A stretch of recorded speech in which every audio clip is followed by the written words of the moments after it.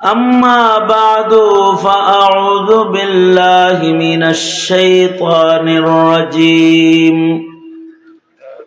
بسم الله الرحمن الرحيم قل هل ننبئكم بالأخسرين أعمالا الذين ضل سعيهم في الحياة الدنيا وهم يحسبون أنهم يحسنون صنعا وقال النبي صلى الله عليه وسلم رب عمل صغير تعظمه النية رب عمل كبير تصغره النية أو كما قال عليه الصلاة والسلام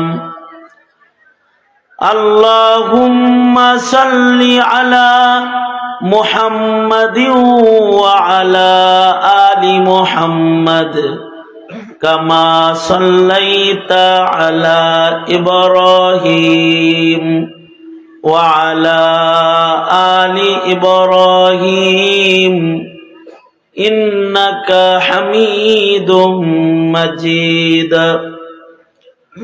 اللهم بارك على محمد وعلى آل محمد كما باركت على إبراهيم وعلى آل إبراهيم إنك حميد مجيد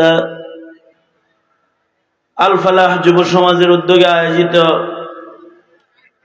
12তম শান রিসালাত সম্মেলনের মোহতারাম সাদার, মোহতারাম সভাপতি, উপস্থিত হযরত, বুজুর্গ, উলামায়ে কেরাম, সম্মুখপানে সমবেত দিন প্রিয়, ইসলাম প্রিয়, দিনদার, ইমানদার, মুমিন মুসলমান ভাইয়েরা, পর্দার আড়াল থেকে আলোচনায় শামিল মা বোনেরা, আল্লাহর দরবারে শুকর, আল্লাহ তাআলা দ্বীনী নসিহতের মজলিসে উলামাদের সোহবতে, জান্নাতের বাগানে দাওয়াত ও তাবলীগের নিসবতে আমাদের বসার তৌফিক দান করেছেন। কালিমাতুশ শুকর পড়ি, শুকরিয়া আদায় করি জবান খুলে, ভক্তি ভরে, সমস্বরে আওয়াজ করে, মুহাব্বতে সকলে আলহামদুলিল্লাহ।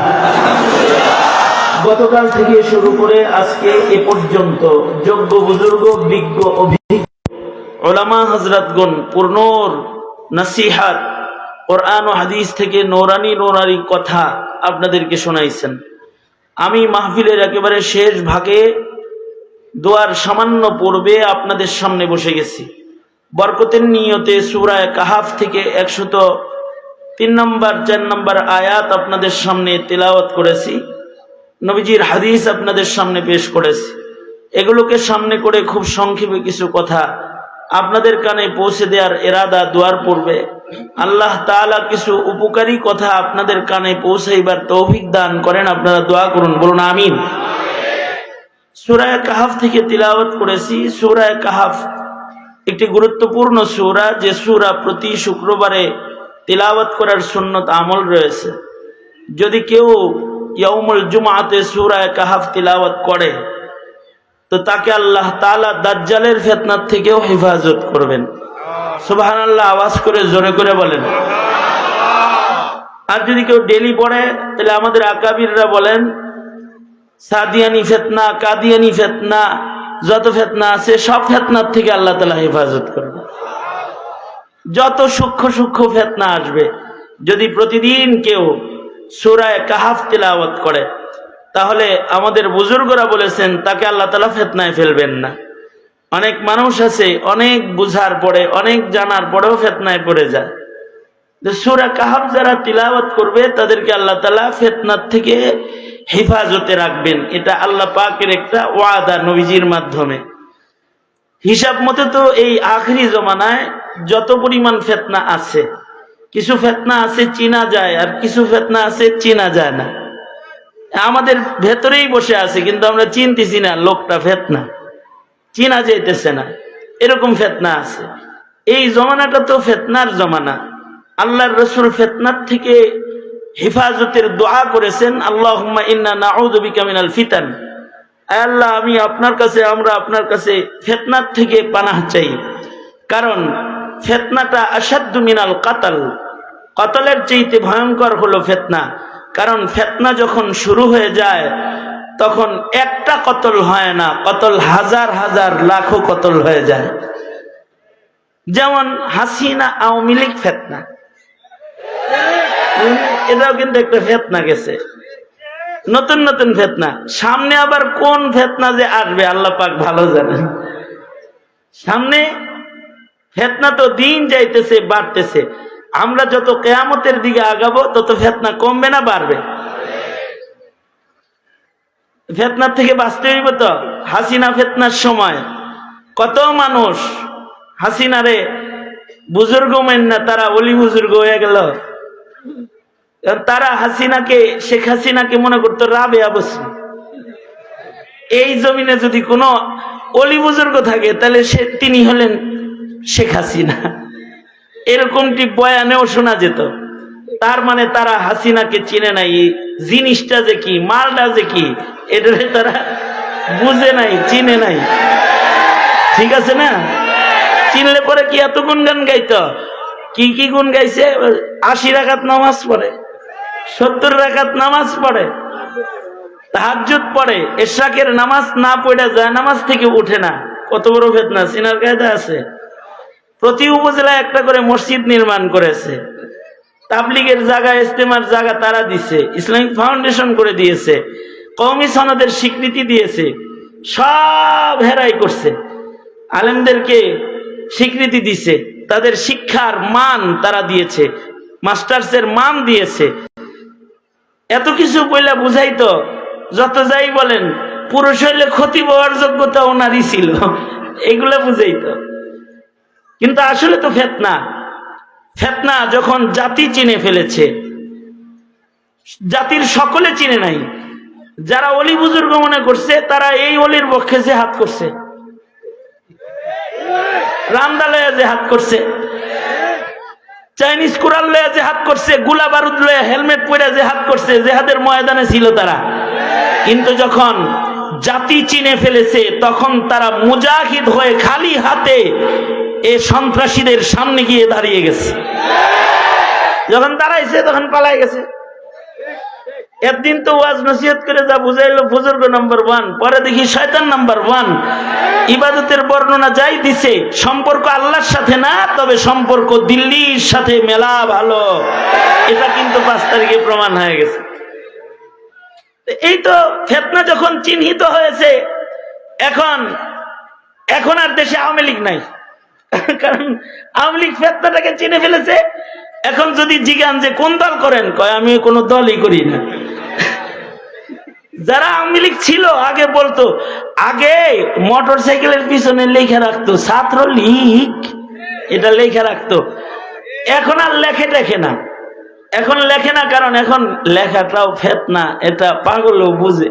কারণ যদি লেখে তাহলে জায়গায় কিলগুতা খায়া মরে যাওয়ার সম্ভাবনা আছে। এখন ফিতনা চিনার কারণে সব আওয়ামী লীগ, এখন কেউ জাতীয় পার্টি, কেউ বিএনপি, কেউ জামাত ইসলাম, আর কেউ হেফাজতে ইসলাম হয়ে গেছে। হ্যাঁ, আওয়ামী লীগ এখন হেফাজতে ইসলাম করে, তো জানেন না আপনারা? যেই হেফাজতে ইসলামের জ্বালা যন্ত্রণায় আওয়ামী লীগ হেফাজতের একেবারে সর্বনিম্ন ওয়ার্ডের একটা সমর্থকরে পর্যন্ত দৌড়ায় বেড়াইছে। এখন তাদের জিগাইলে হেরা কয় আমরাও হেফাজত করি। কি করে? হ্যাঁ, হেফাজত করে। এটা কখন হয়েছে? যখন ফিতনা তারা চিনে ফেলেছে। তবে কিছু বাচ্চাদেরকে ফিতনা চিনাইতে হয় নাই, ফিতনা নির্মূল করতে তারা মুহূর্তের ভেতরে ভূমিকা পালন করেছে। মুহূর্তের ভেতরে 5 তারিখে ফিতনা চলে গেছে, তারা 6 তারিখ সন্ধ্যার আগে ফিতনা মুক্ত বাংলাদেশ গড়তে বাংলাদেশের জমিনের উপরে যত ভাস্কর্য দাঁড়িয়েছিল সব তারা মাটির সাথে মিশিয়ে দিয়েছে। এমন ভাবে মিশাইছে মাটির সাথে যে আমি গত কয়েকদিন আগে গেলাম গোপালগঞ্জে, ওখানে শেখ সাহেব গোপালগঞ্জে গেলাম, লাগবে না অবশ্য, গোপালগঞ্জে গেলাম, গোপালগঞ্জের প্রবেশ পথে শেখ সাহেব সালাম দিত। সেদিন গেলাম, দেখলাম শেখ সাহেবের মাথা নেই। এইভাবে করে এই বঙ্গবন্ধু প্রীতি যে আসলে মূর্তি প্রীতি প্রতিষ্ঠার একটা সূক্ষ্ম আন্দোলন, এটা যখন ইব্রাহিমের ছেলেরা বুঝে ফেলেছে, তখন স্বাধীনতার স্থপতি বঙ্গবন্ধুর একটা মূর্তি বাংলাদেশের মাটির উপরে এখন খাড়া দেখা যায় না, নামটাও তালাশ করে পাওয়া যায় না, মুছে ফেলা হয়েছে, নাম খুঁজে পাওয়া যায় না। এই ফিতনা কিন্তু সবাই চিনে নাই, তবে কিছু মানুষ চিনেছে, যারা সূরা কাহাফ না পড়লেও সূরা কাহাফ পড়নেওয়ালাদের সাথে যাদের সম্পর্ক আছে, আলেমরা সূরা কাহাফ পড়ে, এদের সাথে যাদের সম্পর্ক আছে তারা কিন্তু চিনে ফেলেছে। এ কারণে তারাই কিন্তু এই সংস্কারের কামটা নিজ জিম্মায় করেছে।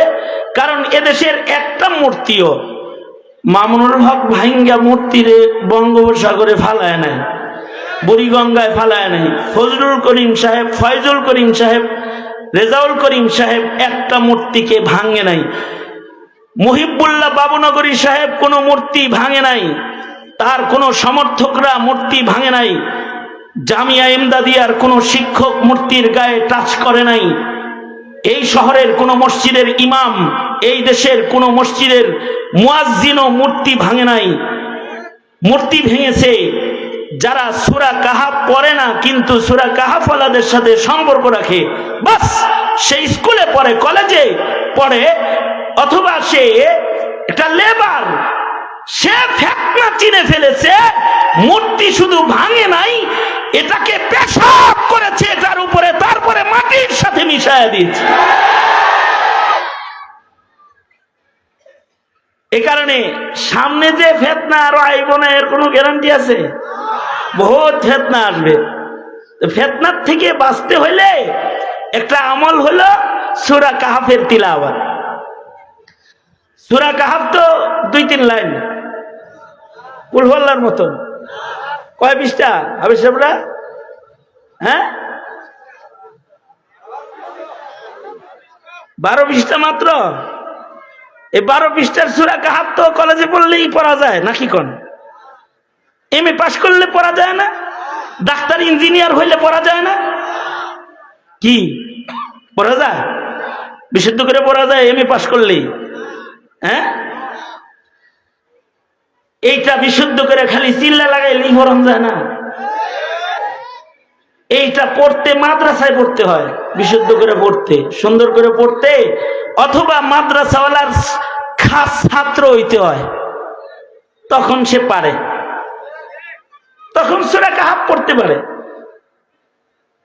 আমাদের সন্তানরা তো কুল হুয়াল্লাহর সূরা পড়া পারে না এখন, কারণ 16 বছর আওয়ামী লীগ সব মক্তব বন্ধ করে কেজি স্কুল নামক পাজি স্কুল চালু করে দিয়ে গেছে বাংলাদেশ। মক্তবেই পড়ে নাই যে বাচ্চা সূরা কাহাফ পড়বো করতে গেলে। বাচ্চাদেরকে ফিতনার থেকে বাঁচতে এখন যেটা শিখাইতে হবে সেটা হলো তিলাওয়াতুল কোরআন। কি শিখাইতে হবে? জোরে আওয়াজ করে বলেন, তিলাওয়াতুল কোরআন। বিশুদ্ধ তিলাওয়াতুল কোরআনও যারা শিখবে তারা ফিতনার থেকে বেঁচে যাবে। আপনারা দেখেন যারা কাদিয়ানি ফিতনার পেছে পড়ছে, নাস্তিকবাদের ফিতনার পেছে পড়ছে, মোদিবাদের ফিতনার পেছে পড়ছে, অথবা সাদিয়ানি ফিতনার পেছে পড়ছে, যা দেখবেন, যত ফিতনা দেখবেন, এই ফিতনার মূল কারণ হলো ফিতনা না চিনা, মূর্খতার কারণে ফিতনা চিনতে পারে না তারা। আর ফিতনার থেকে বাঁচতে, ফিতনা মুক্ত জীবন করতে ইলমে দ্বীন লাগে, কমাস কম সূরা কাহাফ তিলাওয়াত করার যোগ্যতা লাগে। কি লাগে? সূরা কাহাফ তিলাওয়াত করার যোগ্যতা লাগে, বুঝার যোগ্যতা না হইলেও পড়ার যোগ্যতা লাগে। কারণ যারা সূরাতুল কাহাফ প্রতি জুমায় তিলাওয়াত করবে তাদেরকে আল্লাহ তাআলা দাজ্জালের ফিতনা থেকে হেফাজত করবে। সুতরাং সূরা কাহাফ তিলাওয়াত যেন করতে পারে সন্তানরা, চেষ্টা করবেন তো? কারা কারা চেষ্টা করবেন? হাত তোলেন দেখি, হাত তোলেন, হাত তোলেন, সুন্দর করে তোলেন, সুন্দর করে তোলেন। কি সরকারের ভরসা করবেন যে আপনার ছেলের সরকার কোরআন পড়া শিখাইবো? আপনি শিখাইবেন? এই যারা বিয়া করছ নাই তারা হাত তোল, বেটা হাত তোল। বিয়া কইরা ছেলেরে সূরা কাহাফ পড়ার যোগ্য মুমিন বানাবি নিজ জিম্মায়, ফিতনা থেকে বাঁচার জন্য। ইনশাআল্লাহ চিল্লায় জোরে আওয়াজ করো ইনশাআল্লাহ, আরো জোরে ইনশাআল্লাহ। পারবো তো ইনশাআল্লাহ? আল্লাহ তাআলা তৌফিক দান করেন, আমিন। একেবারে সংক্ষেপ করে কিছু কথা সূরা কাহাফ থেকে দুটি আয়াত তিলাওয়াত করেছে। এক সাহাবী রাতের বেলায় সূরা কাহাফ তিলাওয়াত করতেছে, হাদিসে আছে। সাহাবী যখন সূরা কাহাফ তিলাওয়াত করতেছে, সাহাবী দেখে তার ঘরের ভেতরে উপর থেকে কি যেন নিচে নামতেছে, আর তার ঘরের কোণে বান্দা তার ঘোড়াটা লাফালাফি করতেছে, ঘোড়া লাফাইতেছে। ঘোড়া যে ঘরের ভিতরে লাফাইতেছে, সাহাবীর জন্য এটা ভয়ের কারণ হলো ঘোড়া আর সাহাবীর তিলাওয়াতের মাঝখানে তার ছোট্ট বাচ্চাটা ঘুমাইতেছে। তার মানে একটা মাত্র ছোট্ট ঘর, যার ভেতরে বসে সাহাবী সূরা কাহাফ পড়তেছে, তার ঘোড়া ঘরের এক কোণে বান্দা আছে, আর সাহাবীর সন্তানটা ঘোড়া আর তার মাঝখানে ঘুমাইতেছে। সাহাবী ভয় পেয়ে গেলেন, ঘোড়া যদি লাফাইতে লাফাইতে সন্তানের উপরে এসে পাড়া দেয়। সাহাবী কোরআনে কারীমের তিলাওয়াত বন্ধ করে দিলেন, ঘোড়ার লাফালাফি বন্ধ হয়ে গেল। উপর থেকে আলোর মতো যেটা আসতেছিল এটাও বন্ধ হয়ে গেল। আগের জমানার ঘর আমাদের ঘরের মতো বড় স্কয়ার ফিট ঘর না, আমাদের বাড়ি ঘর গুলো হলো ডুপ্লেক্স বাড়ি। আমাদের ঘর বড় জোড়া ফ্ল্যাট। আমাদের ঘরের ভেতরে চাইল্ড রুম আলাদা আছে, বাচ্চাদের শয়ন কক্ষ আলাদা, মা বাবার শয়ন কক্ষ আলাদা, গেস্ট রুম আলাদা, কিচেন রুম পাকের রুম আলাদা, ডাইনিং রুম আলাদা, খাবারের রুম আলাদা, ড্রয়িং রুম আলাদা। এমনকি আমাদের ঘরের ভেতরে এখন ঘর আমাদের এত বড় যে আমাদের ঘরের ভেতরে মেকআপ রুম, ড্রেসিং রুম আলাদা। এখনকার ভদ্রলোকের ঘরের ভেতরে একটা রুম আছে ড্রেসিং রুম, এখানে ওনার বিবি মেকআপ করে, কাপড় পাল্টায়, ড্রেসিং রুম। কিন্তু মুসলমানের বাচ্চা ইহুদির নকল করে কত রুম বানাইছে, কিন্তু ঘরের ভেতরে প্রেয়ার রুম, নামাজ রুম নাই। ঠিক আস্তে করে কোন জোরে আওয়াজ করে বলেন, ঠিক না ভাই? ঠিক জোরে বলেন। ঘর কিন্তু মুসলমানের ঘর, কিন্তু তার ঘরে প্রেয়ার রুম নাই। তার ঘরের ভেতরে সুন্দর বাথরুম আছে, আশ্চর্য বিষয় বাথরুমের ভেতরে সুইমিং আছে। শুইয়া গোসল করবো, ছোট্ট একটা বাথরুম, তার ভেতরে শোয়ার জায়গা আছে, বালিশ লইয়া শুইয়া এনে গোসল করব। কাফের মুশরিকদের নকল করে উলঙ্গ হয়ে পানির ভেতরে শুয়ে গোসল করার শখ তার জীবনে আছে। কিন্তু আজব মাসালা হলো তার ঘরের ভেতরে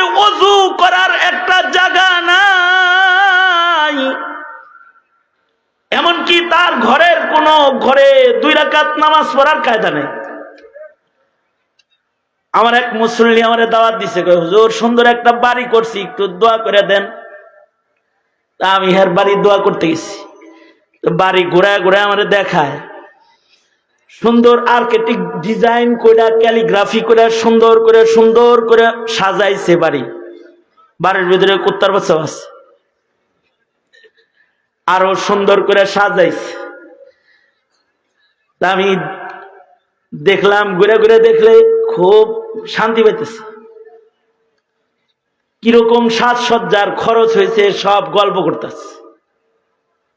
ঘরের ভেতরে বাতি এমন স্টাইলে লাগানো আছে, আলো ঘরে আছে কিন্তু বাল্ব কোথায় এটা দেখা যায় না। তার মানে ঘরের ডিজাইন বড় সুন্দর, আজব আজব ক্যালিগ্রাফি আছে। বাঙালি মহিলা কলসি কাখে হেঁটে যাচ্ছে দল ধরে, ক্যালিগ্রাফি, সুন্দর সুন্দর ক্যালিগ্রাফি। রাখাল খ্যাত নিরাইতেছে, এটা ক্যালিগ্রাফি। সেই বিল্ডিং এ থাকলেও গরিবের বন্ধু, এটা বোঝা গেছে আর কি। গল্প করে, হুজুর দেখছেন বাঙালি সংস্কৃতিটা ধরে রাখার জন্য ডিজাইনটা করছি আর কি। দেখায় দেখায় আমরা কয়েক, হুজুর কেমন হয়েছে বাড়িটা? মর্মান্তিক, খুব ভালো হয়েছে। কিন্তু আল্লাহ না করুক আপনার মরণটা যেন মসজিদের ভিতরে হয়, দোয়া করি। কারণ এই ঘরে যদি আপনার মরণ হয় তাহলে কালেমা পড়তে পারবেন কিনা সন্দেহ আছে। তো মুখটু কালো হয়ে গেছে, কি করেন হুজুর এই ঘরে কালেমা পড়বো না? মানে না, যত মূর্তি, যত ছবি আর যত ডিজাইনার, যেমন কুত্তার বাচ্চা ঘরে দাঁড় করায় রাখছেন, বিদেশি কুকুর রাখছেন, এত কিছুর ভেতরে রহমতের ফিরিস্তা আসার কোনো সম্ভাবনা নাই। ঘরটা চিকচাক ঝিকঝাক সুন্দর সুশ্রী মনোরম ডিজাইন হয়েছে, কিন্তু মুসলমানের ঘর হয় নাই। যদি ফিরিস্তার আনাগোনা চান তাহলে এগুলো ভিন্ন ক্যালিগ্রাফি করেন। আমার কথাগুলো তার পছন্দ হয় নাই। আমার কথা হলো, ঘর তো এখন অনেক বড়, ফ্ল্যাট অনেক বড়, কই থেকে আলো আসে বাল্ব দেখা যায় না। সুন্দর ডিজাইন, লক্ষ লক্ষ টাকা খরচ করে সুন্দর ঘর করেছে, কিন্তু রহমত নাই। কিন্তু সাহাবীর বাড়িটা একেবারে ছোট, একটা মাত্র ঘর, যার ভেতরে চাইল্ড রুম নাই। বাচ্চাটা পাশে শুয়ে আছে, যেখানে গাড়ির গ্যারেজ নাই, ঘোড়াটাও ও ঘরের আরেক কোনায় বাঁধা আছে। ঘরের ভেতরে বাতি নাই, বাতি নাই। আগের জমানার ঘরে বাতি ছিল না। খোদ সাইয়্যিদুল মুরসালিন রাহমাতুল লিল আলামিন মুহাম্মাদুর রাসূলুল্লাহ সাল্লাল্লাহু আলাইহি ওয়াসাল্লামের ঘরে বাতি জ্বলতো না, চেরাগে তেল নাই। বুখারীতে আছে, উম্মুল মুমিনিন নিজে বলেন, আমাদের চুলায় আগুন ধরতো না, তাই নবীর সেজদার জায়গায় যে শুয়ে থাকতাম, অন্ধকারে দেখতাম না। তার মানে আল্লাহর রাসূল সাইয়্যিদুল মুরসালিন, তার ঘরটাও বড় ঘর না। আপনার ঘর আমার ঘর বড়, সাইয়্যিদুল মুরসালিনের ঘর ছোট, সাহাবীর ঘর ছোট, আবার বাতি নাই। উম্মুল মুমিনিন বলে বাতিতে চেরাগে তেল নাই। অথচ মুহাম্মাদুর রাসূলুল্লাহ সাল্লাল্লাহু আলাইহি ওয়াসাল্লাম আল্লাহরে যদি বলতেন, ওগো আল্লাহ এই উহুদ পাহাড় আমার জন্য স্বর্ণ বানায় দাও, তো আল্লাহ তাআলা উহুদ পাহাড়কে নবীর জন্য স্বর্ণ বানায় দিতেন। তার ঘরে ঐচ্ছিক দারিদ্রতা, নবী আলাইহিস সালাতু ওয়াস সালাম ঘরের ভেতরে চেরাগে তেল নাই। আল্লাহর রাসূল সাল্লাল্লাহু আলাইহি ওয়াসাল্লাম নামাজ পড়ে, ঘরে নামাজ আছে, ঘরে ইবাদতের আলো আছে। সাহাবীর ঘরের ভেতরে বাতি নাই, ঘরটা বড় নয় কিন্তু উপর থেকে নূর আসে যায়। আল্লাহু আকবার। ঘরের ভেতরে তিলাওয়াতুল কুরআনের আলো আছে। আল্লাহর রাসূলের ঘরের বাতিতে তেল নাই কিন্তু রাসূলের ঘরে লম্বা নামাজ আছে। আল্লাহর রাসূল যখন নামাজ পড়তেন, উম্মুল মুমিনিন বলেন কখনো 3 পারা 4 পারা নবীজি এক রাকাতে তিলাওয়াত করতেন, আর আমি নবীজির মুসাল্লার উপরে শুয়ে পড়তাম। বাতিতে তেল নাই, বুঝতাম না যে নবী কোথায় সেজদা দিতেছে। আল্লাহর রাসূল যখন সেজদায় যাবেন তো আমার পা হাত দিয়ে সরায়া দিতেন, আমার পায়ে দাবানি দিতেন, আমি তখন পা সরাইতাম আর নবী সেজদা করতেন। তার মানে মুহাম্মাদুর রাসূলুল্লাহর ঘর কত ছোট ঘর। ছোট ঘর হইলেও নবীর ঘরের ভেতরে ইবাদত আছে।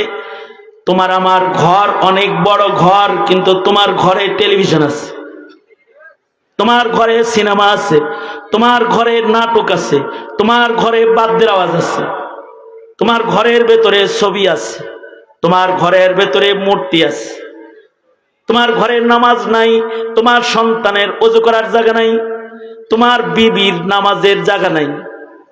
তোমার আমার আধুনিক ঘর, কিন্তু মুসলমানের যারা ইবাদত ঘরের ভেতরে নাই।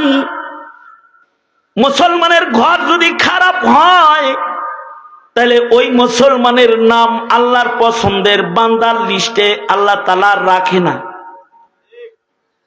আল্লাহর পছন্দের বান্দার লিস্টে তার নাম রয় যার ঘরের ভেতরে বাতি নাই, ডিজাইন নাই, কিন্তু ইবাদত বিদ্যমান রয়। ওয়াল্লাযীনা ইয়াবিতুনা লিরাব্বিহিম সুজদান ওয়া কিয়ামা। যে ঘরের বাসিন্দারা নামাজ পড়ে, যে ঘরের বাসিন্দারা জিকির করে, যে ঘরের বাসিন্দারা তিলাওয়াতুল কুরআন করে, এ ঘরের বাসিন্দাদের নাম আকাশে আল্লাহর গোলামের খাতায় আছে। আল্লাহু আকবার জোরে করে বলেন। ঘরে কি করবা? খালি মসজিদে এসে ইবাদত করার জায়গা? আমার মহল্লায় এক চাচা আছে, কোরআন শরীফ পড়তো মসজিদের ভিতরে, মুয়াজ্জিনের সাথে ঝগড়া লাগাই দিত আগে দরজা খোলা নিয়া। হ্যাঁ, আমি একটু তেলাওয়াত করব, আগে আসি আপনারা খুঁজা পাই না, মুয়াজ্জিন আজানের টাইমে খুলে। মুয়াজ্জিন কয় আপনি বারান্দায় পড়তে পারেন না, এত আগে আসেন, আপনার একার জন্য মসজিদ খুলে রাখবো আমি, এত আগে আসেন কে? কয়েকটু তেলাওয়াত করি। একদিন তো মসজিদের ভেতরে টুল বানায় নিয়ে এসে একটা বসার, আর সামনে বেঞ্চি পড়ার, ওই এমনি সেজদা মারে, ওই নিয়ে আবার তেলাওয়াত করে। হাত্তাকি খতিব সাহেব যখন খুতবা করে সেও তখন ওখানে তেলাওয়াত করে। কত বড় বুজুর্গ, চিন্তা করছেন? আমি তো একদিন ধরে বইছি, চাচা এটা কি আপনার মসজিদে এসে কোরআন শরীফ পড়ন লাগবো? কোরআন শরীফ বাইতে পড়তে পারেন না আপনি? বাড়ি পরিবেশ আছে নাকি? আমি তাহলে আপনার বাড়ি তো খারাপ বাড়ি। বাড়ি পরিবেশ নাই, বাড়িতে কোরআন শরীফ পড়ার জায়গা নাই, কিন্তু মসজিদে আইসা হুজুরের লোকে খুঁচাখুচি করার সময় তো অনেক আছে। আমি ইমাম মুয়াজ্জিনকে বললাম, এই চাচার এই চুল বাইর কর তাড়াতাড়ি, সারা এটা জায়েজ নাই এখানে রাখা। ঘরে নামাজ পড়তে কগা? ঘরে টিভি চলে, বুজুর্গি দেয় মসজিদের ভিতরে। ঠিক বললেও ঠিক, না বললেও ঠিক।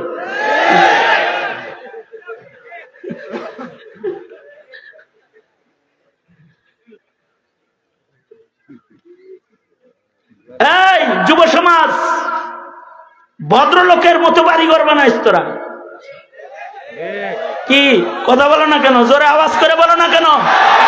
বাড়িঘর ভদ্রলোকের বাড়িঘর বানাবা, মুসলমানের বাড়িঘর বানাইবা, মুসলমানের আরে মানে 3200 স্কয়ার ফিট ফ্ল্যাট, এর ভিতরে গোসল করার জায়গা আছে, অজু করার জায়গা নাই। মানে সুইমিং পুল আছে ঘরের ভিতরে, অজু করার একটা বসার জায়গা নাই। এগুলো মুসলমানের ঘর না। ঘরের ভেতরে ইবাদত চালু করো। যে ঘরে ইবাদত হয় না ওই ঘরেই নাস্তিকতা ঢুকে যায়, মনে রাখো। যে ঘরে কোরআন তেলাওয়াত ঢুকে না ওই ঘরের ভেতরে নোবেল বই ঢুকে যায়, তাসলিমা নাসরিন ঢুকে যায়। কথা বলেন, আওয়াজ করে জোরে বলেন, ঠিক না? ঠিক জোরে বলেন। দুষ্ট বই ঢুকে যায় ওই ঘরের ভেতরে। ঘরকে ইবাদতের বানাবে।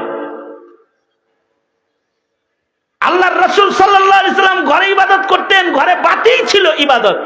কারণ মুমিনের আসল বাতি হলো তার ঈমান, আসল বাতি হলো তার ইবাদত।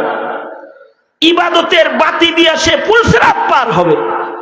তো পুলসিরাত পার হওয়ার ইবাদত গুলা কত শক্তিশালী ইবাদত হইতে হবে। সবার ইবাদত শক্তিশালী না। আল্লাহ বলে, কুল নবী বলে দেন, হাল নুনাব্বিউকুম বিল আখসারিনা আ'মালা আল্লাযীনা যাল্লা সা'য়ুহুম ফিল হায়াতিদ দুনিয়া ওয়া হুম ইয়াহসাবুনা আন্নাহুম ইহসিনুনা সুনআ। ইবাদত করলেই সেই ইবাদত দিয়া ওলি হয় না। হাসিনার মতো ইবাদত করলে ওলি হওয়া যায় না ইবাদত দিয়া। মুনাফিকরাও ইবাদত করেছে, ওই ইবাদত দিয়া ওলি হওয়া যায় না। ওলি হইতে হলে নূরওয়ালা ইবাদত করতে হয়। সাহাবী কোরআন পড়ে, নূরওয়ালা কোরআন। নবীজি ইবাদত করতেছেন নূরানি নামাজ। আল্লাহর রাসূল সাল্লাল্লাহু আলাইহি ওয়াসাল্লামের নামাজ এক পাওয়ারফুল নামাজ। নামাজরত হাবিবে কিবরিয়ার ঘরে ছাদ থেকে আলো পড়তো। আল্লাহু আকবার, আকাশ থেকে আলো পড়তো। সাহাবায়ে কেরামের নামাজ এমন আলোকিত নামাজ ছিল, তারা ঘরে নামাজ পড়ে সালাম ফিরাইলে তাদের সাথে ফেরেশতারা মুসাফা করত। আমল শক্তিশালী। তারা নামাজ পড়ে সালাম ফিরানোর সাথে সাথে ফেরেশতারা তাদেরকে জান্নাতের বাশারাত দিত। ইবাদত পাওয়ারফুল ইবাদত। আল্লাহর রাসূল সাল্লাল্লাহু আলাইহি ওয়াসাল্লাম নামাজ পড়েন, আর হযরত আয়েশা ঘুমায় তো নবীজির সিজদার জায়গার ভিতরে। তাও আল্লাহর রাসূল নিজের হাতে উম্মুল মুমিনিনকে সরায়। এক একটা হাদিস থেকে উম্মতের উলামায়ে কেরাম হাজারো মাসাইল বের করেছেন। এই হাদিস থেকে মাসআলা বের হয়, মহিলার সাথে বিবির সাথে স্পর্শ লাগলে ওযু ভাঙে না। আপনি ওযু করছেন, মসজিদে যাইতেছেন, বিবি সামনে আছে, মুসাফার জন্য হাত বাড়াই দিছে, মুসাফা করে যাবেন। যদি মুয়ানাকা করতে চায় মুয়ানাকা করে যাবেন, অসুবিধা নেই, ওযু ভাঙবে না। বুখারীর হাদিস প্রমাণ করে। আল্লাহর রাসূল নামাজ পড়তেছেন, নিজের হাতে উম্মুল মুমিনিনকে দাবায়া দিতেছেন, উম্মুল মুমিনিনকে সরায়া দিতেছেন। তার মানে নামাজরত বিবির সাথে স্পর্শ হওয়ার পরেও নামাজ নষ্ট হয় নাই। এক হাতে হযরত উম্মুল মুমিনিনকে আল্লাহর রাসূল সরাইছেন, তাতে আমলে কাসির হয় নাই। আমলে কাসির করলে পরে নামাজ ভেঙে যায়। আমলে কালিল নামাজকে বরবাদ করে না। আপনারা মনে মনে ভাবতে পারেন যে হুজুর আমাগরে আমলে কাসির শুনে লাভ নাই, আমাগর বউ নামাজই পড়ে না, আমাগর হাত দিয়ে সরান লাগবো না। আরে মিয়া, আপনার বউ আপনার সিজদার জায়গায় নাই, কিন্তু পকেটের ভিতরে বহু বউ আছে। নামাজে দাঁড়াইছেন, তখন আপনার মোবাইল রিংটোন বাজতেছে, বেদের মেয়ে জোসনার রিংটোন। এখন কি করবেন আপনি? বুজুর্গ হইয়া আমলে কাসির যদি না চিনেন তাহলে দাঁড়ায় থাকবেন আর এরকম তিলাওয়াত করবেন খালি, আর ওই দিক দিয়ে বেদের মেয়ে গান গাইতে থাকবো। আপনার নামাজ তো যাইবো, আপনার মসজিদের মুসল্লিদের সবার নামাজ যাইব। তাহলে বিবি আপনার জায়নামাজে সুখ আর না সুখ আমলে কাসির চিনার দরকার আছে না নাই? এই হাদিস থেকে আমলে কাসির আর আমলে কালিলের পরিচয় বের হয়। তরজমা দেখা দেখা মাসালা বের করুন যায় না, তবে আপনি বের করতে পারবেন না। মাসালা বের করতে জামিয়া ইমদাদিয়ার মুফতি সাহেব লাগবে। মুফতি সাহেব এখান থেকে মাসাইল বের করবে, কারণ মাসাইল এত সস্তা জিনিস না, চিল্লা লাগায় মাসলা বের করে আলাইবেন। ডাক্তারি পয়রা মাসাইল বের করবেন, এত সস্তা না। ইঞ্জিনিয়ারিং পয়রা মাসাইল বের করবেন, সস্তা না। মাসাইল কোন পেঁয়াজ আলু রসুন না যে লাঙ্গলের ফাল দিয়ে বের করবেন। লাঙ্গলের ফাল দিয়ে পেঁয়াজ আলু রসুন বের করা যায়, কিন্তু মাটির নিচে লুকায়া থাকা খনিজ সম্পদ বের করা যায় না।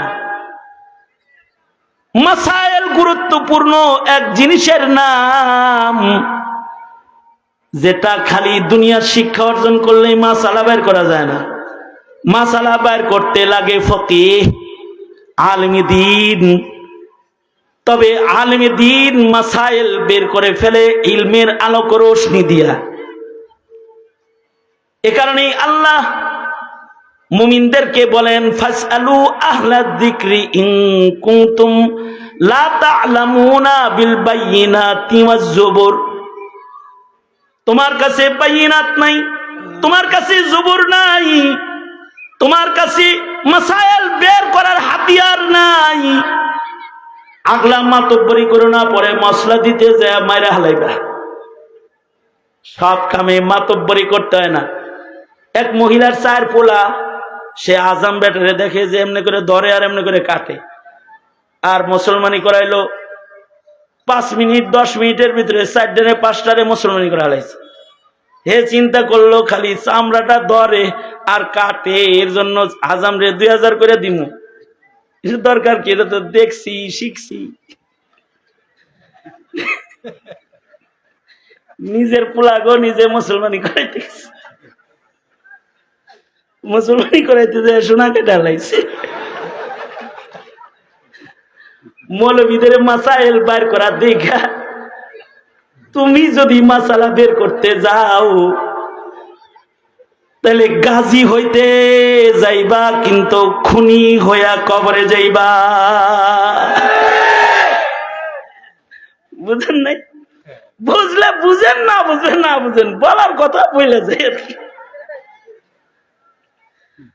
তো মাসাইল বের করা এটা সবার কাজ না। এ কারণেই আলেম লাগে। আলেম যদি মাসাইল বের করে না দেয়, তোমার স্কুল কলেজ ইউনিভার্সিটি বাইটা খায় একটা মাসালা বের করতে পারবে না কিয়ামত পর্যন্ত, একটাও বের করতে পারবে না।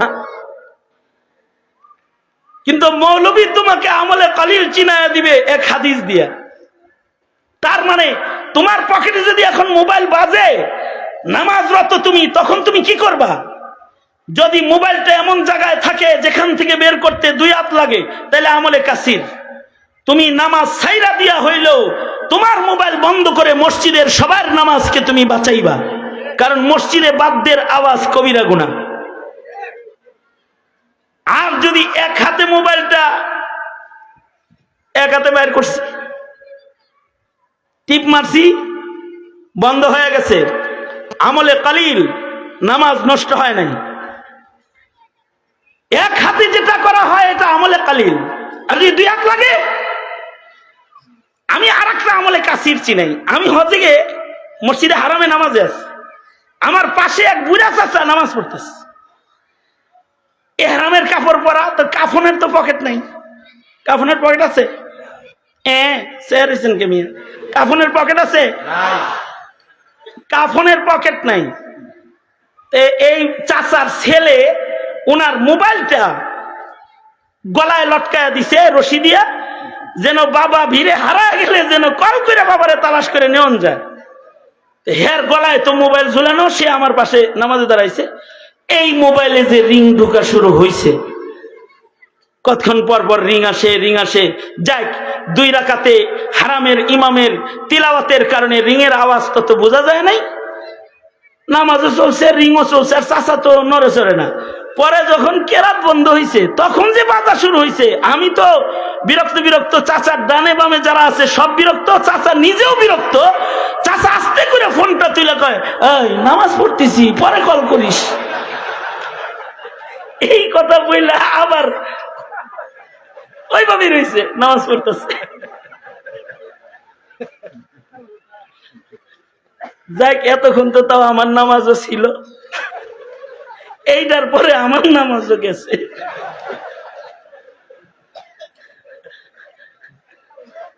আমি বললাম, চাচা আপনি কি নামাজ পড়লেন? এটা আপনি নামাজও পড়েন আবার কন যে আমি নামাজ পড়তেছি, পরে কল করেন। ইরা তকবীরে তাহরিমা বানবেন না আপনি?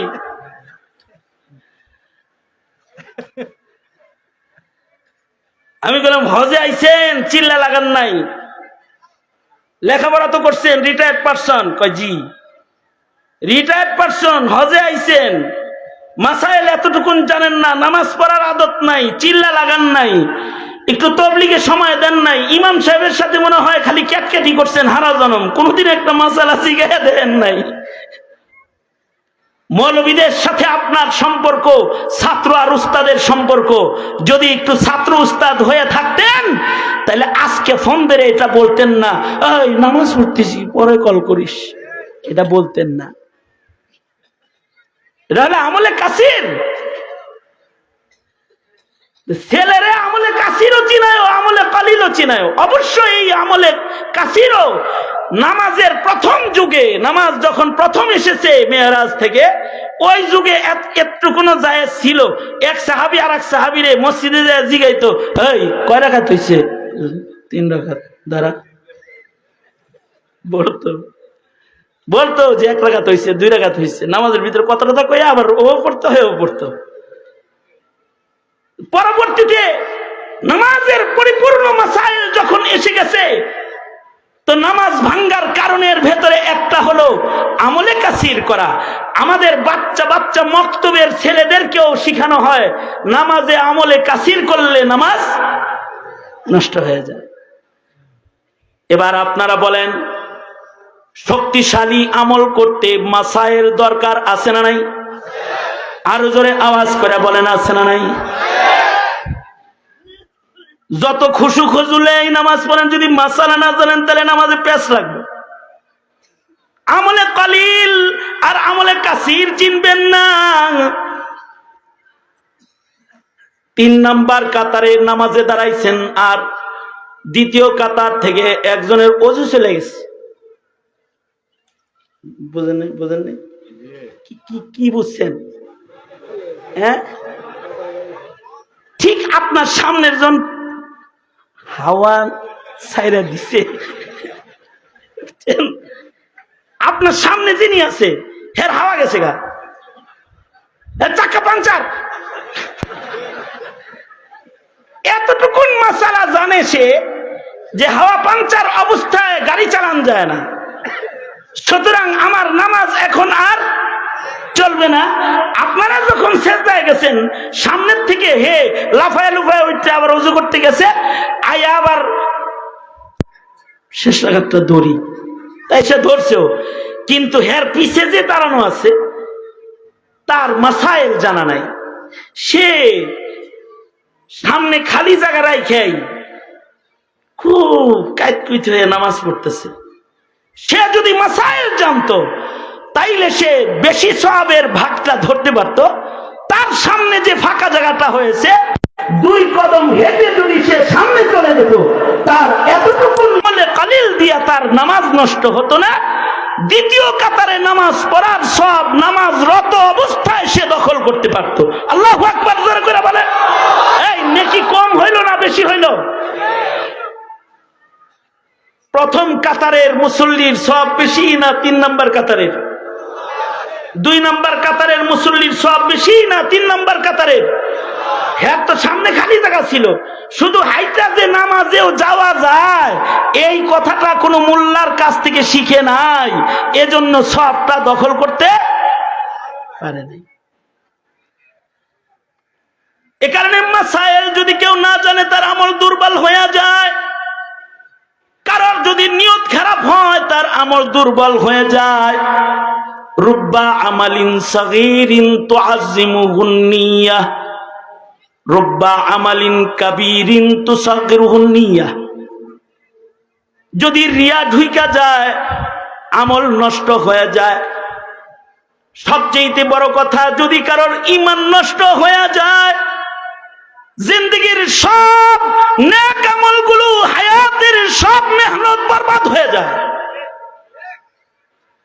এ কারণে উম্মতকে ঈমান শিখানো দরকার, উম্মতকে কাদিয়ানি চিনানো দরকার, নাস্তিক চিনানো দরকার, হাসিনা চিনানো দরকার, আওয়ামী লীগ চিনানো দরকার।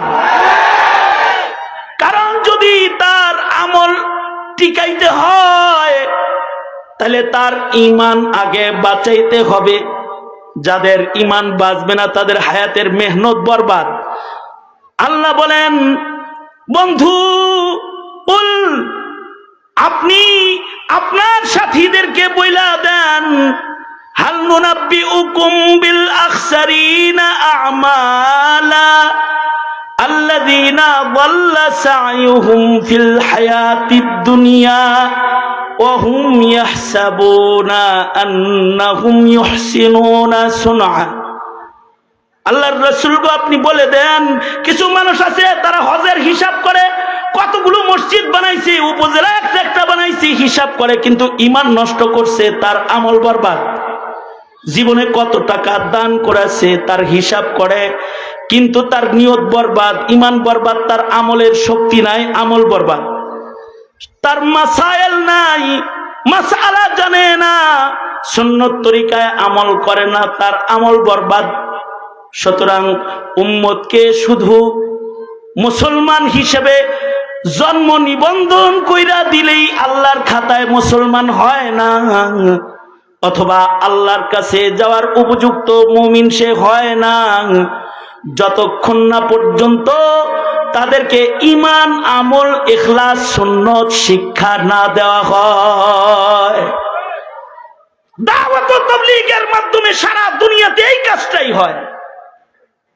আসন্ন বিশ্ব ইজতিমা 6 দিন লাগাতার 2 পর্ব, 31, 1, 2, 3, 3, 4, 5, এতে ঈমান শিখানো হয়, আমল শিখানো হয়, সুন্নাত শিখানো হয়, মাসাইল, ন্যূনতম মাসাইল শিক্ষা দেওয়া হয়। এই তাবলীগকে মাসাইলের আওতায় চালাইতে মাসাইল ওয়ালা আলেমদের নিগরানির দরকার হয়। ঠিক কিনা যারা আওয়াজ করে বলেন? সঙ্গত কারণে তাবলীগ ওই তাবলীগ করা যাবে না যে তাবলীগে মাসাইল ঠিক করার লোক নাই। সুতরাং আলেমরা যেখানে, আপনারা মনে থাকবে তো ইনশাআল্লাহ? কার কার মনে থাকবে হাত তোলেন। কারণ আমাদের ঈমান আমল নষ্ট করা যাবে না, আমাদের ঈমান আমলকে আমরা কবরে নিয়ে যাইতে চাই। ঠিক কিনা যারা আওয়াজ করে বলেন? সোজা করেন, সোজা করেন।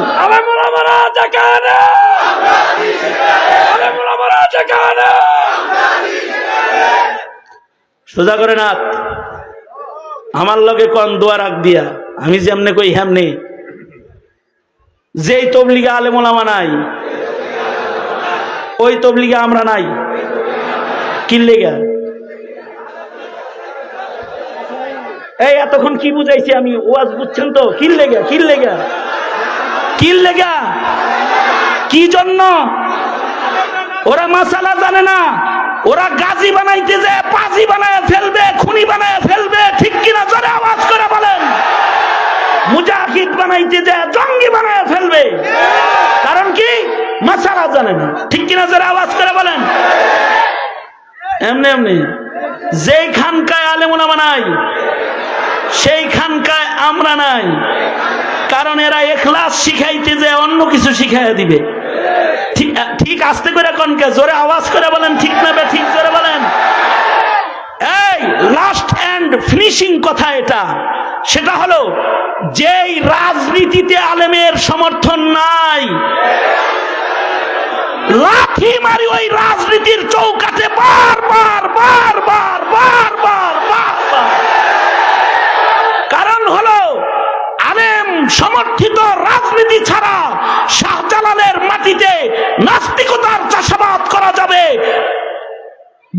পানির চাষাবাদ করা যাবে, ইমানদার মুসলমান বানানো সম্ভব হবে না। ঠিক কিনা? যারা আওয়াজ করে বলেন। সুতরাং ওই রাজনীতিতে আমরা নাই, যেই রাজনীতিতে এদেশের আলেমদের সমর্থন নাই।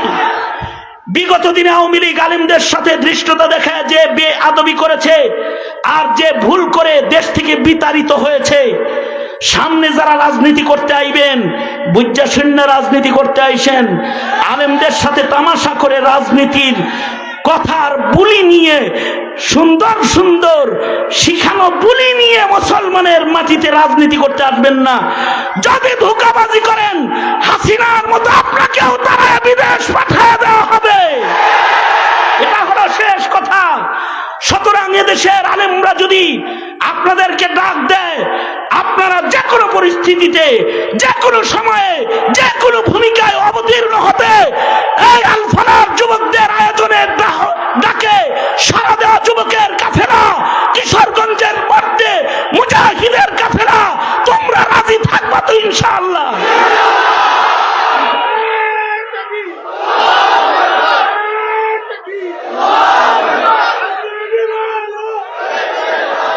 আল্লাহ সবাইকে কবুল করুক। চিল্লায় জোরে আওয়াজ করে বলেন আমিন।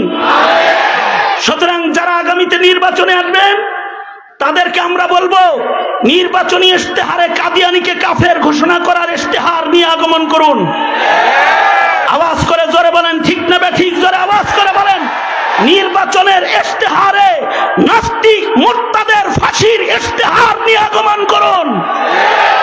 নির্বাচনের ইশতেহারে সংবিধান সংস্কার করে 17 কোটি মুসলমানের উপযুক্ত সংবিধান করার ইশতেহার নিয়ে ময়দানে আসুন। আওয়াজ করে বলেন, আওয়াজ করে বলেন ঠিক না ঠিক? নির্বাচনে যারা আসবেন, তারা আমার বাংলার মুসলমান ইমানদারদের, নতুন প্রজন্মের ইমানের পাহারাদারির ওয়াদার ইশতেহার নিয়ে আসুন, সমর্থন পাবেন। অন্যথায় কপালে ইসলাম বিদ্বেষীদের যা জুটে, সেটা আপনার জন্য শাহজালালের সন্তানরা রেডি করে রাখবে। রাজি তো ইনশাআল্লাহ? রাজি তো? মনে থাকবে তো? এটাই শানের রিসালাত সম্মেলনের শেষ কথা। আল্লাহ সবাইকে কবুল আর মঞ্জুর করুক, আমিন বলেন। সবাই ইস্তিগফার করেন। আস্তাগফিরুল্লাহ রাব্বি মিন কুল্লি যামবি ওয়া আতুবু ইলাইহি লা হাওলা ওয়ালা কুওয়াতা ইল্লা বিল্লাহিল আলিয়্যিল আযীম। আস্তাগফিরুল্লাহাল্লাযী লা ইলাহা